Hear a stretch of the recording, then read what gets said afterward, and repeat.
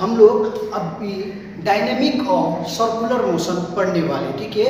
Dynamic of circular motion में specially हम लोग दो टाइप का फोर्स पढ़ेंगे। एक रहेगा सेंट्रीपिटल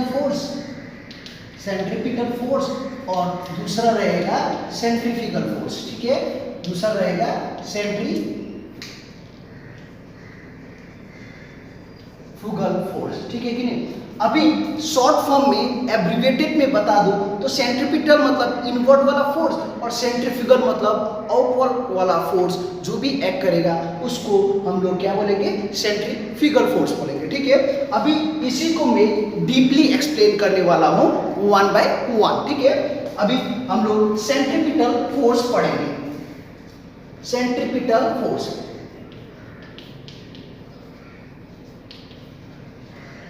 अब सेंट्रीपिटल फोर्स क्या होता है ये हम लोग डेफिनेशन वाइज भी जानेंगे और एक्चुअल मैथमेटिकल अप्रोच से भी करेंगे, ठीक है कि नहीं। और हम लोग रियल टाइम प्रैक्टिकल एप्लीकेशन से भी जानेंगे, ठीक है। अब सपोज ये एक रिजिड बॉडी है, ठीक है। ये हम लोग ने माना एक रिजिड बॉडी। ये rigid body first of all मैं एक्सप्लेनेशन दे रहा हूं, फिर I will give the definition of centripetal force. ये रिजिड बॉडी एक कोई भी सपोज ये हम लोग का एक अर्थ हो गया, ठीक है। अर्थ मान लिया, ये एक रिजिड बॉडी सैटेलाइट मान लिया। रिजिड बॉडी को क्या मान लिया, सैटेलाइट मान लिया। अभी क्या करेगा, ये अर्थ है, इसका भी सटन एक क्या रहेगा, मूवमेंट रहेगा, फोर्स रहेगा कि नहीं, इनवर्ड वाला फोर्स। और ये अर्थ सैटेलाइट को क्या करेगा, रिवॉल्व करने में हेल्प करेगा। दैट मीन्स हम लोग ने फर्स्ट कंसेप्ट क्या पढ़ा है, अकॉर्डिंग टू द इनर्शिया यदि हम लोग का कोई भी बॉडी मोशन में तो वो मोशन में ही रहेगा। पर यहाँ पर हम लोग सर्कुलर मोशन का बात कर रहे हैं। किसका बात कर रहे हैं, सर्कुलर मोशन का बात कर रहा है। दैट मीन्स यदि ये जो मेरा सैटेलाइट या फिर इसी को मैंने एज्यूम कर लिया जो रिजिड बॉडी है, ठीक है, वो मेरा सैटेलाइट है। तो ये सैटेलाइट हम लोग का कैसे रिवॉल्व हो रहा है, सर्कुलर पाथ में रिवॉल्व हो रहा है। ये इस टाइप से एक सर्कुलर पाथ में रिवॉल्व हो रहा है, ठीक है। तो according to law of inertia a body will be in its own state, ठीक है। ओन स्टेट मतलब अभी सर्कुलर पाथ में मूव कर रहा है तो ये क्या करेगा, सर्कुलर पाथ में ही मूवमेंट करते रहेगा, ठीक है। और ये अर्थ का एक इनवर्ट फोर्स की वजह से भी ये क्या करेगा, अपना पाथ में ही इन्वॉल्व रहेगा। तो जो ये इनवर्ट वाला फोर्स रहता है इसी को हम लोग सेंट्रीपिटल फोर्स बोलते हैं। ये हम लोग का क्या होता है, सेंट्रीपिटल फोर्स बोलता है, ठीक है कि नहीं। That means it is revolving, ठीक है। या फिर ऐसे भी बोल सकते हो when a rigid body is moving in a circular path. यहाँ पर मैंने तुम लोगों को समझाने के लिए एक सैटेलाइट ले लिया और ये अर्थ ले लिया। यदि हम लोग का सर्कुलर पाथ में रहेगा तो क्या करेगा वो, according to the inertia, law of inertia हम लोग का रेस्ट में तो रेस्ट में ही रहेगा until and unless N external force is applied. Motion में तो मोशन में ही रहेगा। और यहाँ पर क्या है, सर्कुलर पाथ में है तो ये क्या हो जाएगा, हम लोग का सर्कुलर पाथ में ही रहेगा। और ये बैलेंस करने के लिए, ठीक है, अर्थ को यहाँ पर बैलेंस करने के लिए एक सटन इनवर्ट फोर्स लग रहा है। ये कौन सा इनवर्ट फोर्स है, सेंट्रीपिटल फोर्स है, ठीक है। और इसके लिए जो एक्सीलरेशन होगा वो AC हम लोग लिखता है v²/r लिखता है, ठीक है कि नहीं। दैट मीन्स ये जो हम लोग का मूवमेंट होता है, हम लोग ने पढ़ा है फोर्स इक्वल टू क्या पढ़ा है, मास इनटू एक्सीलरेशन, ये पढ़ा है। पर यहाँ पर क्या हो रहा है, विद सम रेडियस पे मूवमेंट कर रहा है, विद सम रेडियस पे मूवमेंट कर रहा है और इसका सटन एक वेलोसिटी है, ठीक है। अभी हम लोग लीनियर वेलोसिटी बोल रहा है, v मतलब हम लोग ने क्या बोला है, लीनियर वेलोसिटी ही बोला है, ठीक है कि नहीं। तो यहाँ से हम लोगों को पता चल जाएगा कि एक्सीलरेशन मतलब क्या हो जाएगा, v²/r। तो यहाँ पर इंप्लीमेंट करेंगे तो क्या हो जाएगा, mv²/r। सो यहाँ से हम लोगों को सेंट्रीपिटल फोर्स मतलब कितना हो जाता है, हम लोगों का mv²/r हो जाएगा, ठीक है कि नहीं। दैट मीन हम लोगों को कितना फोर्स लगेगा ताकि सैटेलाइट क्या करेगा, इनवर्ट फोर्स से बैलेंस रहेगा, mv²/r से हो जाएगा। पर एक अलग कंसेप्ट भी मैं तुम लोगों को बताने वाला हूँ, एक रिलेशनशिप बताने वाला हूँ। किसके लिए? सेंट्रीपिटल फोर्स के लिए, ठीक है। सेंट्रीपिटल फोर्स में दूसरा रिलेशन क्या होगा हम लोग का? V equal to r into omega, ठीक है। ये हम लोगों का होता है लीनियर वेलोसिटी, ठीक है। ये हम लोग का रेडियस हो गया, क्योंकि यहाँ पर सटन एक एंगल के साथ बनेगा। जितना मूवमेंट रहेगा यहाँ पर देखोगे, ये सपोज ऐसे मूवमेंट होगा, सटन एक एंगल रहेगा, ठीक है। तो यहाँ से हम लोगों को क्या मिलेगा? सटन एक एंगुलर मतलब हो जाएगा, ओमेगा मतलब क्या हो जाएगा? ये हम लोग का एंगुलर मूवमेंट रहेगा। तो यहाँ से हम लोग क्या मिलेगा? Linear velocity equal to r into omega बोल के मिलेगा। दैट मीन्स ओमेगा मतलब हम लोग का क्या होता है? यहाँ पर हम लोग इसको लिखेंगे एंगुलर वेलोसिटी। सो एक रिलेशन मिल गया linear velocity, that means straight में, और एंगुलर वेलोसिटी का v इक्वल टू क्या हो गया? r into omega. So finally हम लोग यहाँ पर इंप्लीमेंट करके चेंज करेंगे, ठीक है। तो यहाँ से हम लोगों को क्या मिलेगा? यहाँ से हम लोगों को f equal to m v equal to r omega, क्योंकि हर एक में क्या हो जाएगा? यहाँ पर देखोगे डिस्प्लेसमेंट होगा, ठीक है। और कौन सा डिस्प्लेसमेंट रहेगा? एंगुलर डिस्प्लेसमेंट रहेगा, ठीक है कि नहीं। और यहाँ पर हम लोगों का जो डिस्प्लेसमेंट होगा वो एंगल के हिसाब से होगा, इसीलिए यहाँ पर क्या लिख दिया? एंगुलर वेलोसिटी लिख दिया। मतलब एंगुलर वेलोसिटी मतलब यदि हम लोग को लिखना है तो क्या लिख सकते हैं? डी थीटा बाय dt भी लिख सकता है, ठीक है। और ये जो थीटा है, ये जो थीटा है, ये हम लोग का क्या बोला जाएगा? एंगुलर डिस्प्लेसमेंट बोला जाएगा। जैसे तुम लोग लीनियर वेलोसिटी में पढ़ा है, क्या पढ़ा है? v equal to dx by dt पढ़ा है ना, वैसे ही यहाँ पर इन टर्म्स ऑफ एंगुलर में आ जाएगा। तो क्या हो जाएगा? Omega equal to d theta by dt, क्योंकि हम लोग का क्या हो जाएगा? ऐसे टाइप से एक सर्कुलर में मूवमेंट करेगा। इनिशियली ऐसा था, फिर एक सटन एक एंगल बनाएगा इन सम टाइम t, तो क्या हो जाएगा? Angular velocity theta by t। यदि हम लोग का छोटा एंगल है तो यहाँ पर डेरिवेटिव करके omega equal to d theta by dt ऐसे लिखा है। तो यहाँ से हम लोग फाइनली एक इक्वेशन रिलेट करेगा, ठीक है। अब हम लोग को फाइनल इक्वेशन क्या हो जाएगा? m इंटू वी की जगह हम लोग ये इक्वेशन डाल देंगे r omega square divided by r।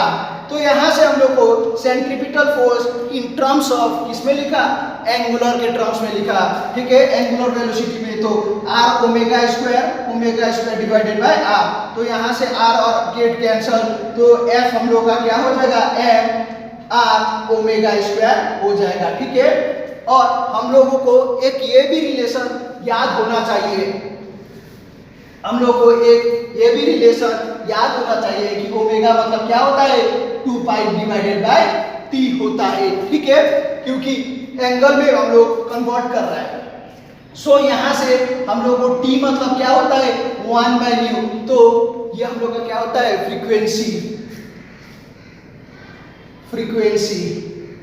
ठीक है। ये हम लोग का टाइम पीरियड। तो यहाँ से हम लोग क्या लिख सकते हैं? Nu equal to 1 by T.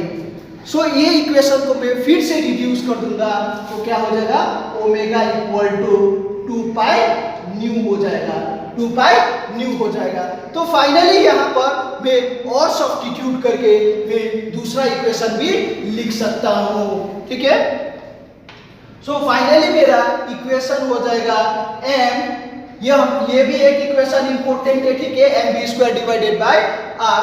But यदि हम लोग का इन टर्म्स ऑफ क्वेश्चन में दिया रहेगा एंगुलर वेलोसिटी, एंगुलर, ठीक है, तो उस समय हम लोग को चेंज करके लिखना पड़ेगा।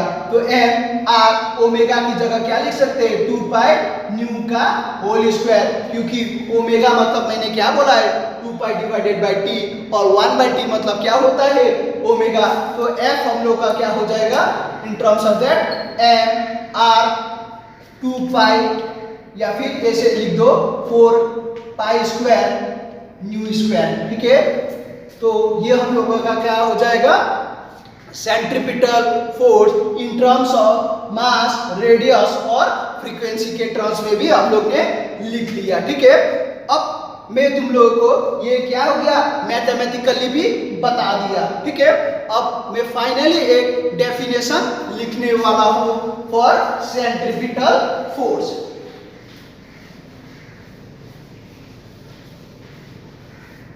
सो डेफिनेशन क्या हो गया, एन एक्सटर्नल, ठीक है, यहां पर हम लोग एक सिंपल वे में लिखना चाहे तो क्या लिख सकते हैं, एन एक्सटर्नल फोर्स, ठीक है, required N external force required, ये हम लोग लिख रहे हैं सेंट्रीपिटल फोर्स के लिए।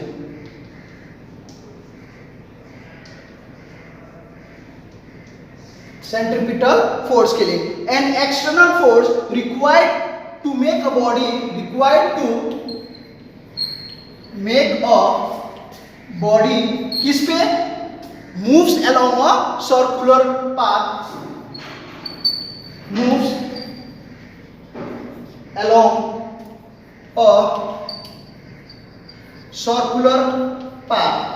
ठीक है, क्योंकि ये मूवमेंट क्या हो रहा था, सर्कुलर में हो रहा था, पर कौन सा स्पीड में, with uniform speed, with uniform speed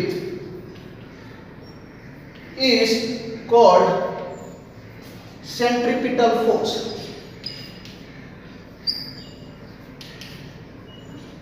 so simple terms में तुम लोगों को यहां से पता, an external force required to move a body along a circular path. ठीक है, जैसे यहाँ पर अर्थ था, वो क्या कर रहा था, सैटेलाइट को मूवमेंट के लिए ऑन ऑर्बिट में हेल्प कर रहा था। क्यों, क्योंकि वो क्या कर रहा था, उसका खुद का फोर्स लगा रहा था ताकि और जो सैटेलाइट है वो अपने ही ऑर्बिट में क्या करे, इवॉल्व करे। कौन सा फोर्स था, इनवर्ड वाला, ठीक है कि नहीं, उसी को क्या बोला जाता है, सेंट्रीपिटल फोर्स बोला जाता है।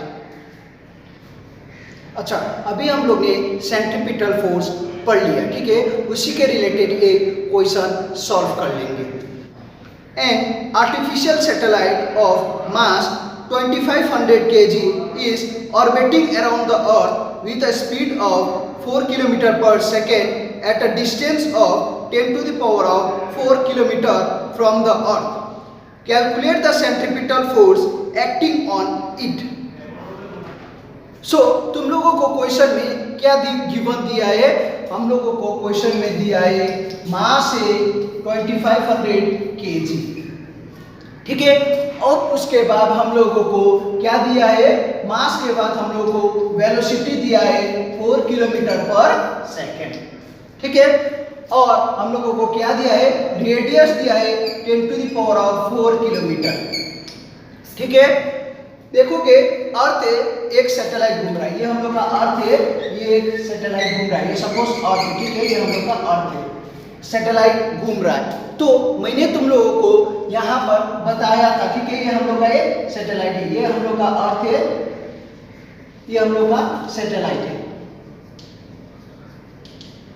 ठीक है, अभी मैंने थोड़ा देर पहले एक्सप्लेनेशन किया था सेंट्रीपिटल फोर्स के बारे में, क्योंकि ये कौन सा फोर्स लग रहा है, इनवर्ड वाला फोर्स लग रहा है, ताकि सैटेलाइट क्या करे, अपना ही ऑर्बिट में रिवॉल्व करते रहे। बिकॉज ऑफ अर्थ की वजह से और सैटेलाइट में एक फोर्स एक्ट करेगा, वो इनवर्ड फोर्स रहेगा। कौन सा फोर्स, सेंट्रीपिटल फोर्स। अब हम लोग ने पढ़ा है F इक्वल टू क्या पढ़ा है, F equal to mv² divided by r। पर हम लोगों को यहाँ पर जो जो गिवन दिया है उसको SI यूनिट के टर्म में लिखना है। ये हम लोग का मास क्या है, 2500 kg। ठीक है, अभी यहाँ पर देखोगे तो वेलोसिटी को हम लोगों को क्या दिया है, 4 किलोमीटर पर सेकेंड। ये हम लोग का SI यूनिट में नहीं है। सो इसको मैं मीटर पर सेकेंड में लिखूंगा, तो 4 × 10 to the power of 3 metre per second में कन्वर्ट कर दिया। क्योंकि हम लोगों का जो फोर्स में लिखते हैं, क्या लिखते हैं, KG metre per second square लिखते हैं कि नहीं, उसी चीज को इंप्लीमेंट करने के लिए मास के लिए तो हो गया, अभी यहाँ पर वेलोसिटी में भी चेंज करना है और यहाँ पर रेडियस में भी चेंज करना है, क्योंकि ये कितना दिया है, मीटर में दिया है। तो इसको भी हम लोगों को in terms of SI unit में लिखना पड़ेगा। तो कितना हो जाएगा, 10 to the power of 7 metre. So अभी हम लोगों का सब ऐसा यूनिट में कन्वर्जन हो गया है, तो फाइनली मैं इस पे इम्प्लीमेंट करूंगा तो कितना हो जाएगा 2500 into 4 into 10 to the power of 3 का square divided by 10 to the power of 7, क्योंकि हम लोग ने पढ़ा है सेंट्रीपिटल फोर्स इक्वल टू क्या पढ़ा है m v square divided by r, क्योंकि ए हम लोग का सेंट्रीपिटल फोर्स की वजह से क्या होता था A equal to V square by R, वही चीज क्योंकि एफ इक्वल टू हम लोग ने एम इंटू ए पढ़ ही लिया था, तो उसी से हम लोग ने ए की जगह क्या लिखा है वी स्क्वायर बाय आर, वो तो मैं तुम लोगों को बता चुका हूँ, फिर भी एक बार रिवीजन की तरह बता रहा हूँ। सो यहाँ से हम लोग कैलकुलेट करेंगे तो हम लोगों का जो फोर्स रहेगा वो अराउंड 4000 न्यूटन आएगा, कैलकुलेट करके देख लेना, ठीक है। सो बहुत सिंपल है, just have a good concept of whatever is delivered. अच्छा, अभी हम लोग ने सेंट्रीपिटल फोर्स का न्यूमेरिकल भी सॉल्व कर लिया, अब हम लोग पढ़ेंगे सेंट्रीफ्यूगल फोर्स। सेंट्रीफ्यूगल फोर्स पहले मैं इसका एक्सप्लेनेशन दे देता हूं ताकि तुम लोगों को इजी रहेगा, और उसके बाद में डेफिनेशन भी दे दूंगा।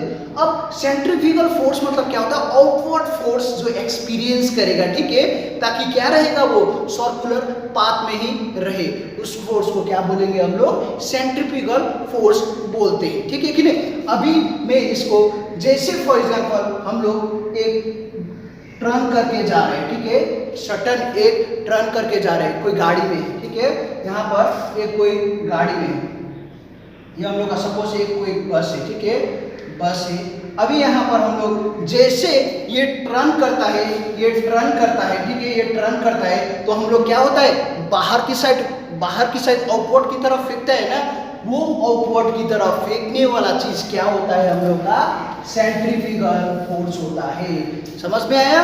मतलब हम लोग यदि, ठीक है, फिर से मैं बता रहा हूँ, देखो यदि हम लोग का ये टर्निंग किया, ठीक है, ये गाड़ी है, एक बस है, ठीक है, और यहीं पर जैसे ये टर्निंग किया, ठीक है, तो टर्निंग करेंगे तो क्या हो जाएगा, वो आउटवर्ड की तरफ बाहर की तरफ फेंकेगा ना, वो बाहर की तरफ जो फोर्स होता है उसको बोला जाता है कौन सा फोर्स, हम लोग का सेंट्रीफ्यूगल फोर्स बोला जाता है, ठीक है कि नहीं। ये मैंने प्रैक्टिकली बता दिया, ठीक है। सो अब डेफिनेशन क्या होगा, the outward,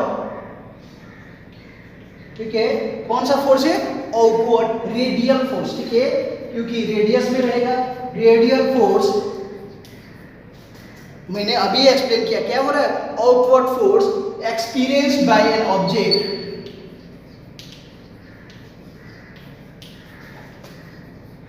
experienced by an object in a circular path is called centrifugal force.